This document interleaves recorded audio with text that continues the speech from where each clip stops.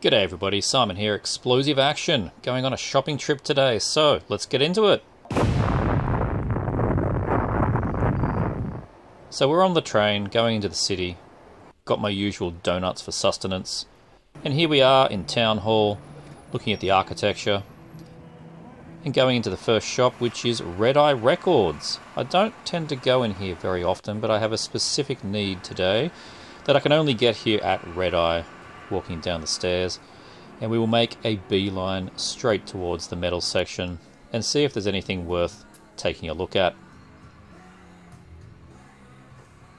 I always look at the yellow stickers, which means second-hand sale items. Most of the new stuff they get in isn't that exciting, and you can find in Utopia and other record stores. I did see this Metal Church album. It's highly priced, from 1991, must be an original press. Don't know much about that era. Nuclear Salt Radiation Sickness compilation, 2 CDs. It's pretty cool. Phobia. This is not the grind phobia, but a pre-enslaved phobia. Very interesting. This is what I came to pick up, my new wax wash. This is the liquid I use to clean my records. And now we go into Utopia Records. Take a look at what's on offer today. Never mind the bollocks, we're going downstairs to Utopia. Having a look around the store, lots of people in here today on a Saturday. Pretty busy for their usual weekend. Going through the sale discs as I usually do. Not a great deal has changed. I did spy a few interesting things. This Carcass with the censored cover. 3 Bolt Thrower CDs. Seems to be an original Who Dares Wins. Some old Cathedral, deleted edition. And this Brutality, Sea of Ignorance. Not an album I'm that familiar with. Fondle Corpse, great name and a cool cover. And look at this thing, it just reeks of 2000s. Look at that font. This one as well, Forgotten North. Yet more font. And look at this thing, it's in Russian. I have no idea what's going on. It's probably sketchy. Into the records now, taking a look at the A's and the B's. Flicking through, and this was pretty interesting. Barathrum. Now this is a Finnish band I've really not spent too much time with. This is a later album from 2016 or so. Check out this Benediction. What's going on here? That's definitely not a legit looking item. They're going to have to make some inquiries about that. And on the Vols 10-inch, great cover on this. I don't think I really need a 10-inch of a Vols. Another cool cover here, this is Loudness. Not a band I listen to that much, but Lizzie Borden is an EP, Terrifier. What a scary cover. And you get through the glare here to Prostitute Disfigurement, one of the worst entitled bands ever. Now into the hub markets on every weekend, and look at these glorious condition Michael Moorcock covers. A few of them you'll recognise as used on album covers by Sirith Ungol, but these are in absolutely mint condition. Look at the amazing covers. I was so tempted to grab the entire lot, but yeah, for reasons I'll explain at the end, I didn't.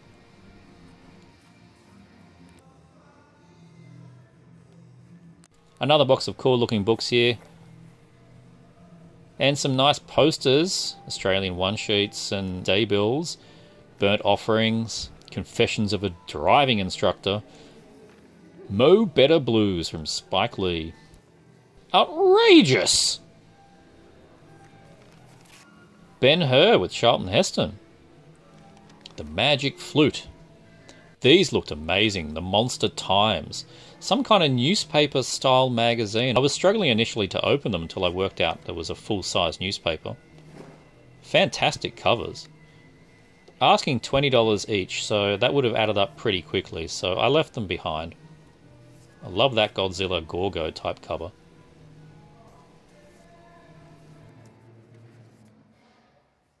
And you get a centerfold. Ooh la la. Take a look around at the DVDs, and there was mountains of them in the store today. From all the various different sellers, but nothing was really exciting to me. This Rambo poster would look good on my wall. But I think this Nurse's Report would look a lot better. Rrr. Off to the next record store now. We stop at that random shop that has all kinds of weird eclectic things for sale to remind you of your youth. Bruce Lee VHS, Glassware with Disney characters, it's all there. Into repressed now.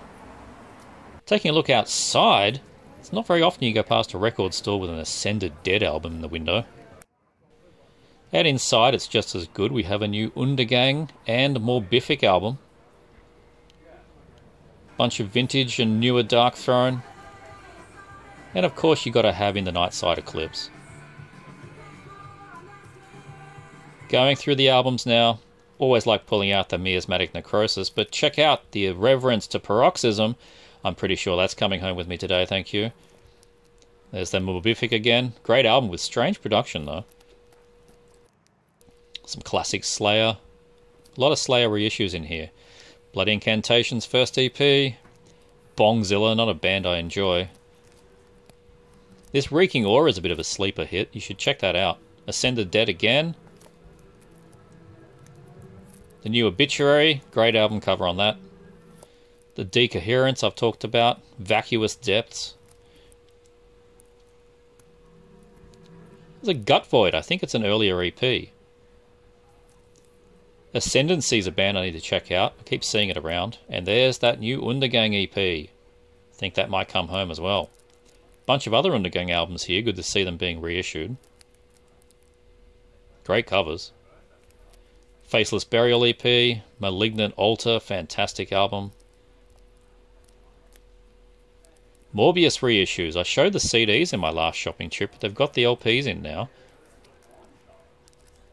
And this Hyperdontia, I really do need to pick it up at some point.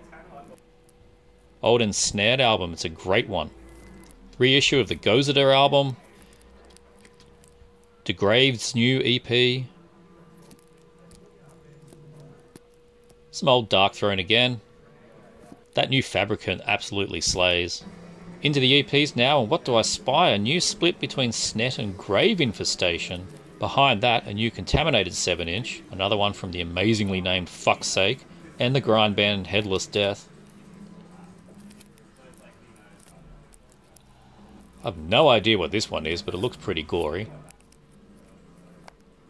And a Baxaxa 7-inch.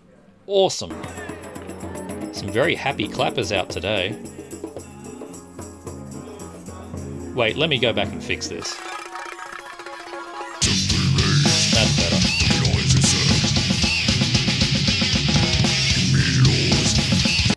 Walked past a cafe and spied a copy of Kill 'Em All in the window. Looks like an original pressing. I hope there's no LP in that. And having a spot of lunch with Alan and the crew at the Heavy Metallurgy before I head home.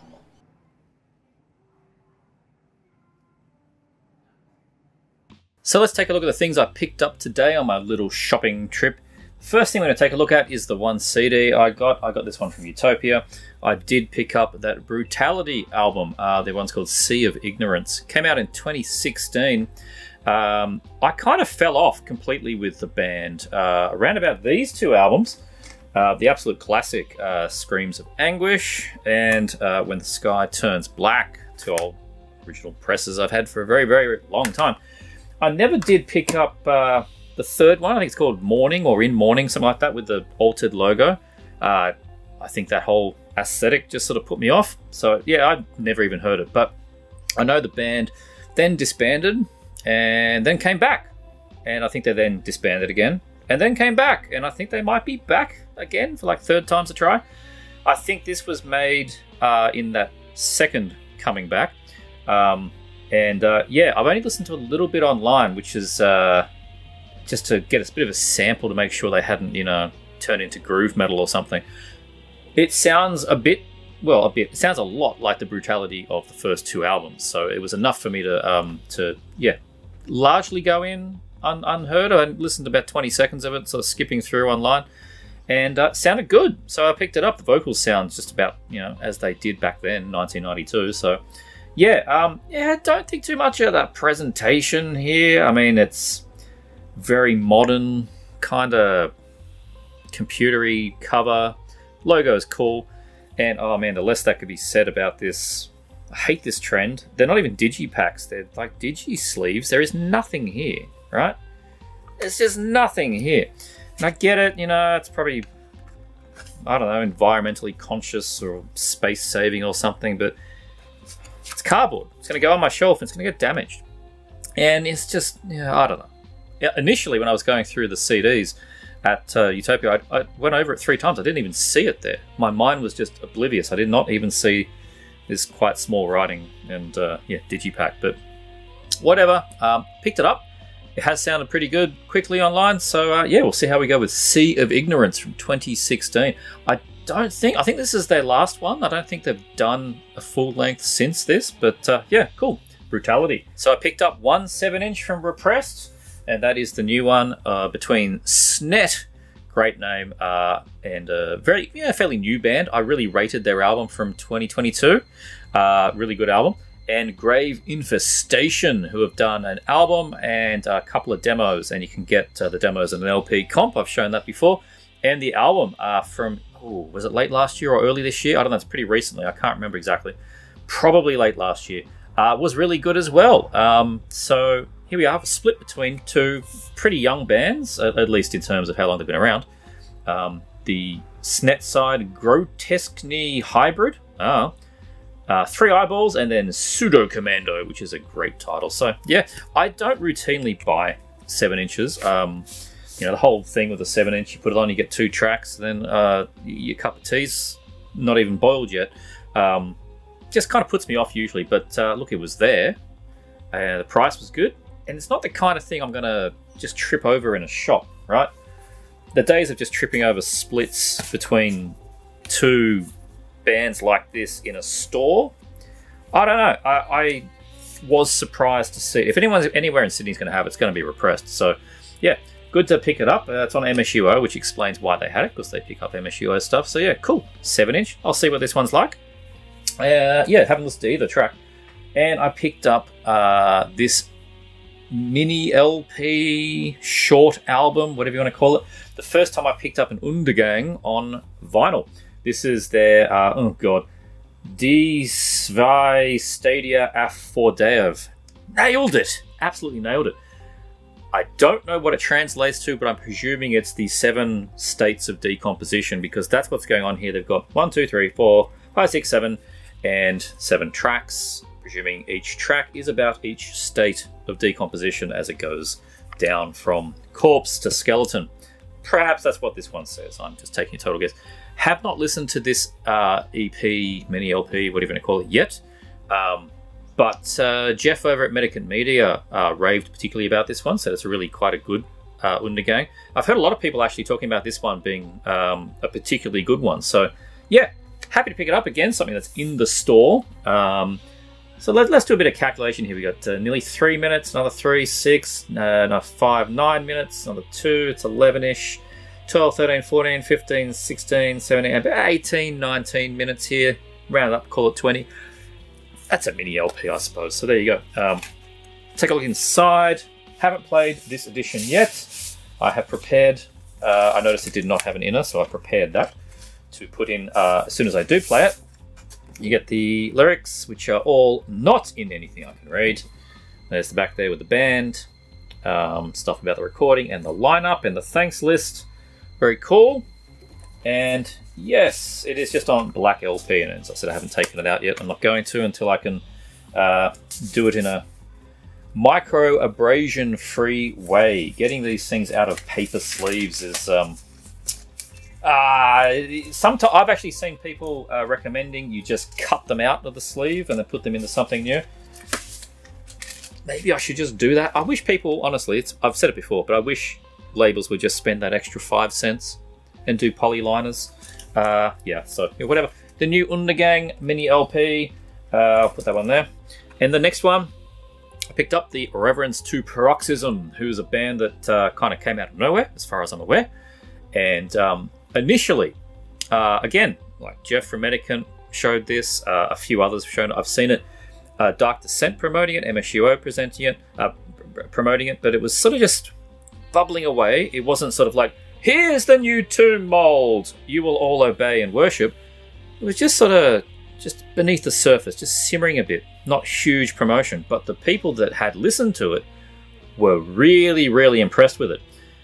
I listened to it online briefly, and I gave it not the credit it deserved in how I listen to it. I listen to it on my computer speakers, and not even my home ones, but my work laptop. And I went, oh, no, it just sounds like everything else. That was a very silly decision of me. So I, when Jeff had talked it up so much to the point of it's probably going to make his top 10 of the year, I'm like, okay, I've got to give it a proper listen. Yeah, this is good. This is some heavy, down-tuned death doom. Slow, plodding, crushing. This is the epitome of something recorded at 45, and then you play it at 33 and go, oh, I'm playing it too slow. But no, you can't go any slower. This is some heavy stuff, man. Nasty. But it's not just funeral doom and like 28-minute long songs. There's a lot of very intricate riffs going on here. There's actually a lot of dynamics, lots of change up. I listened to the whole thing streaming just to make sure that everyone was not lying to me, and they're not. So yeah, I picked it up, and it is. Haven't listened to the LP yet, obviously, but it is really good on that listen I played. So yeah, reverence to paroxysm, Lux Morte, which probably means you're dead or something along those lines. Yeah, they like their black and white, don't they? Very minimal cover. The outer sleeve has the logo there because, you know, otherwise you wouldn't know what's going on. And inside, so you've got the gatefold as we just showed, and yeah, just a black LP that I have. Again, no poly liner. I will need to sort that one out. So reverence to paroxysm. Yeah, keen to play this one. I'm going to play this one today. I think it's going to be crushing. It'll probably cause a bowel movement. That's the kind of heaviness we get out of this one. And the last one, this one was kind of like a head scratching, and I took it to the counter and said, what's going on here? And they unpacked it because it was all in a shrink wrap. This was at Utopia. And we looked at it, and it was what I thought it was, just missing its cover. And the price was very cheap, and I got it for a little cheaper because I go to Utopia so often. Yeah, it's the Benediction, the Grand Leveler. It's the original press Nuclear Blast LP, but without the cover. So somewhere along the line, somebody has gotten this other LP and done the trick where you just cut it, reverse it. So it's like literally it's a different record. I couldn't make out what it was, and they've just sort of flipped it around. And hey, look, the inner's the outer. And then they've found this, what is definitely the original promotional poster from back in whatever this was, like 91, something along those lines. Pretty early Nuclear Blast. This is not a reprint. This is the original, and they've stuck it on the front, which I think is kind of neat as almost like this is a test pressing kind of cover. And that's how I've been treating it. And for the price I paid, which was only $18 Australian, and it's good. I gave it a bath. Clearly it has suffered from, this is the original thing and it came in that. I give it a bath and then put it in a new inner. It's had a party life, and it is the Nuclear Blast, like I said.